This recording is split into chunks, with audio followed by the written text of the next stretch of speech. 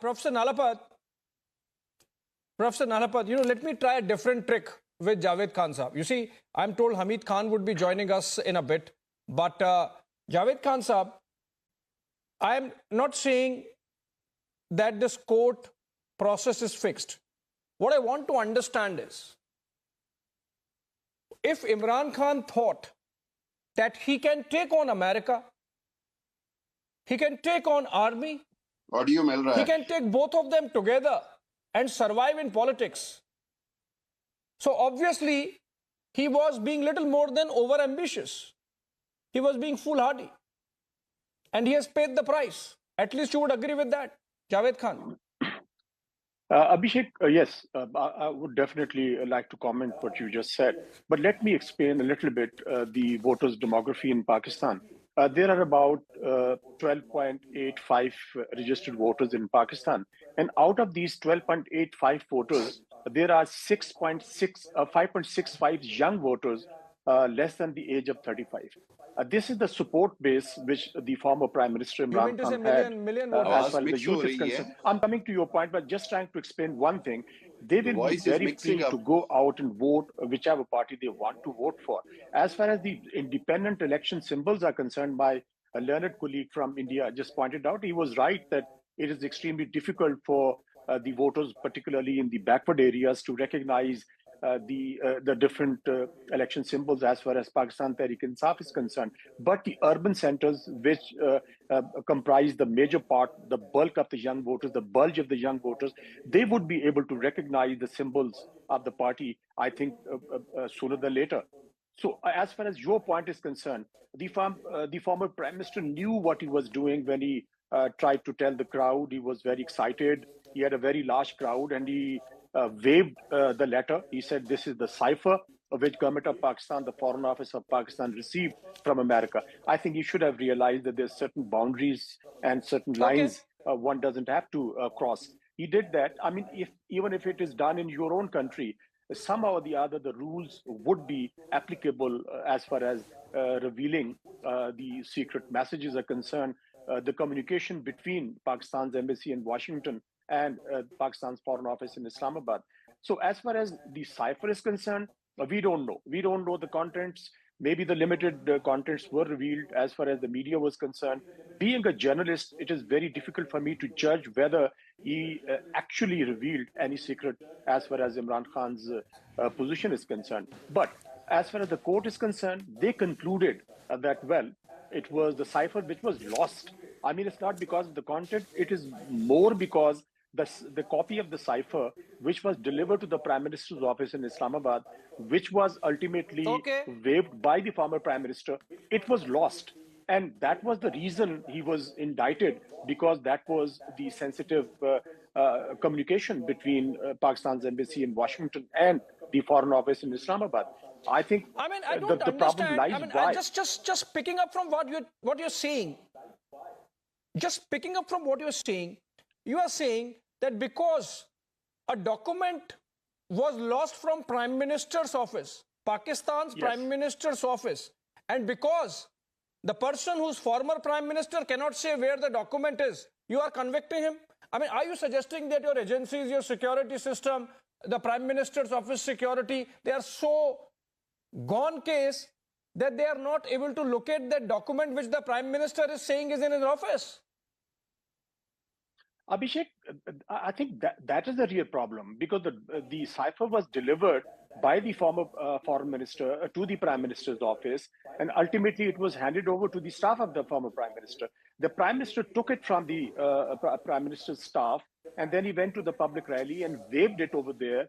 He put it back into his jacket. He went back and ultimately said that, well, I don't have the copy. I don't know where it went. It is missing from the Prime Minister's office. He even stated in the court today that it was delivered to the personal staff of the Prime Minister, and after that, the copy was never traced. So I'm just trying to tell you the reason of his conviction, because the last sentence which was delivered by the judge, he said, even now, can you tell us where the copy is? The former Prime Minister said, no, I don't know where the copy is, and the decision was announced. So I'm not saying that whether the justice was fully delivered to Imran Khan or not. only, I think we can always, Abhishek, we can always criticize the judgment. We can do that because once the judgment is delivered, everybody has a right to make comment and Let's move criticize on the from the judgment as judgment, well. There actually. can be two opinions. Abhishek, there can be two opinions in Pakistan as well. I'm not saying that there's not a segment of the society, segment of the media, segment of the civil society who are definitely criticizing it. And well, we'll have to see when it goes through the higher court how the court is going to respond to the appeal of the former Prime Minister, Abhishek. Let's move on. You know, Javed Khan Saab, in your heart that this is actually not a simple court process. This is something else, which to which I come to with Hamid Khan now, because he has joined this conversation. Welcome, Hamid Khan. You see, Javed Khan Saab has been exerting himself and trying to impress upon that this is, forget about army, forget about America, you know, just a simple court process, innocent court process. You know, I have contested it, but I want to take it further. It's not about court process. It's not about Imran Khan. It is about Pakistan's democracy or the lack of it. Faces change, name change, the generals change, the politicians change. It's Imran Khan now. It was Nawaz Sharif in 2018. It is Asim Munir now. It was General Bajwa at that time. Goes back to General Musharraf and Benazir Bhutto. Goes back to Zia and Senior Bhutto. Goes back to Ayub Khan. So, I mean, let's be honest about it. That the problem is that democracy does not find as fertile a ground in Pakistan as terror does. Let's be honest about it. Shall I say something? Okay. Can you hear me? Yes, I'm getting you. Please, go ahead. Okay. First of all, it is very sad what happened today about Imran Khan's sentence. I would say it should have not happened because of many reasons. It should not have happened. But at the same time, I would say it is very, I mean, I don't understand why India is taking too much interest in Pakistan's internal affairs. While India should talk about what Modi is doing, about, you know, doing the Ayodhya Mandar and taking all the rights of Muslims, taking away the rights of the Muslims, and what you are doing with your minorities. I mean, Modi government is doing worse than a martial law or a dictatorship under the name of democracy. What is that? While at the same time, I mean, there is no way that God's India should interfere in our internal matters. Yes, it is. I'm against of this punishment. I don't, Hamid Khan, I don't you realize, favor anywhere this judgment by the judge. But because it was a cipher, sorry to say, but for want of better words, maybe Prime Minister have its own discretion to do it. You're making yourself sound really bad, Hamid Khan. Please don't compare. Please don't make this preposterous apples and oranges comparison. Its own problems on its own.